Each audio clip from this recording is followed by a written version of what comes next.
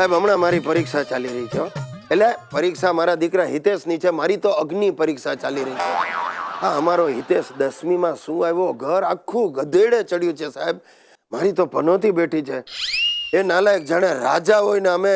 એના ગુલામ હોઈએ ને એવી પરિસ્થિતિ છે અને હિતિયો મારો બેટો એનો દાવ આવ્યો હોય ને એમ અમારી પદુડી કાઢે છે ખરેખર હા મેં અહીંયા સોફા પર આમ ટાટિયા લંબાવીને આમ બેસે ને મને કે પપ્પા તમે પાઠ વાંચો મારી આંખો નબળી પડી ગઈ છે મેં કહું સાલા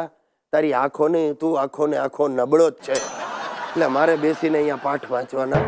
અને એ થોડી વાર થાય ને એટલે આમ ઘોરવા માંડે મેં કહું હરામખોર તું સૂઈ ગયો ઊભો થા મને કે તમે જે વાંચો છો એના ઉપર હું ચિંતન કરી રહ્યો છું યુ કન્ટિન્યુ અરે બાપ એટલે મારે આખા પાઠ વાંચવાના મને જો ભૂલે ચૂકે એકાદ જોકું આવી ગયું તો આવી જ બને સુશીલા પાછળથી આવીને આમ ધબ્બો મારે શરમ નથી આવતી તમને છોકરો 10મીમાં છે ને તમે ઊંઘી જાવ છો ઊભા થાવ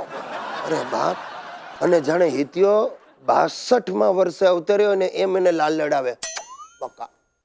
ઓ મારો દીકરાને શું ખાવું છે હા બાબા શું મન થાય તને કહીતી કે મમ્મી મને ગોળ પાપડી ખાવી એટલે ગોળ પાપડીના ડબ્બા આવી જાય હરામખોર ગોળ પાપડી ને હલવા ખાઈને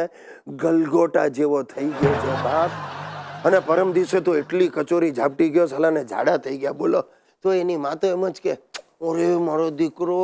બિચારો ચિંતામાં કેવો દુબળો પડી ગયો છે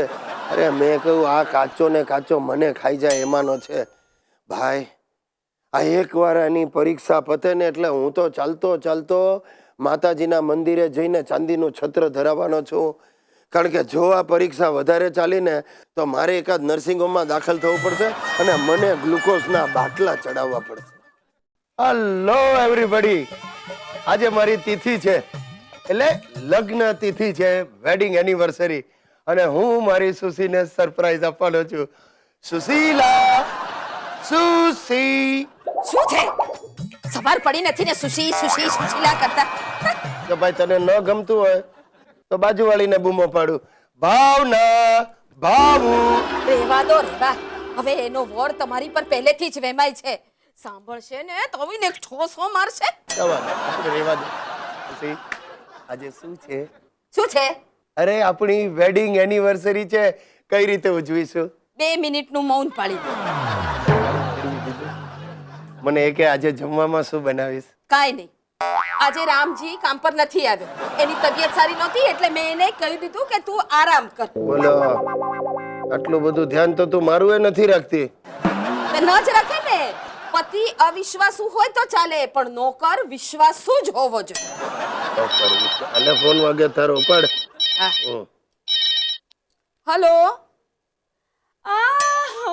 બોલ બકા બોલ અચ્છા તને યાદ છે થેન્ક યુ બકા હા એ અહીંયા આગળ જ છે સાંજે આપણે હોટલમાં જમવા જઈશું હા તારે પણ આવવાનું છે હા બકા હું તને નક્કી કરીને ફોન કરું છું હા આવજે થેન્ક યુ બકા ભાઈ શું મંડી આ કોણ છે બકો આટલા પ્રેમથી તો તે મારી સાથે કોઈ દિવસ વાત નથી કરી કોણ હતું રામજી હા તમને ખબર છે એને આપણી વેડિંગ એનિવર્સરી પણ યાદ છે એટલે મેં એને કહી દીધું તારે આજે લંચ અને ડિનર બંને અમારી સાથે લેવાનું છે એટલે આપણી વેડિંગ એનિવર્સરીમાં નોકરને સાથે લઈ જવાનો એ નહીં બને અરે ગિરીશ જરા સમજો અરે રામજી જો નારાજ થઈ જશે ને તો કાલથી કામ ઉપર નહીં આવે તો પછી તમારે વાસણ કપડા બધું કરવું પડશે નહીં એ મારાથી નહીં બને બસ ભલે આવતો હા બસ એટલે જ હું તૈયાર થાઉં છું સમજ્યા ને હાલો શું જમાનો આવ્યો છે પણ હવે શું થાય શું છે હવે સાહેબ સંસાર સુખીથી ચલાવવો હોય તો આવા નાના એડજસ્ટમેન્ટ કરવા પડે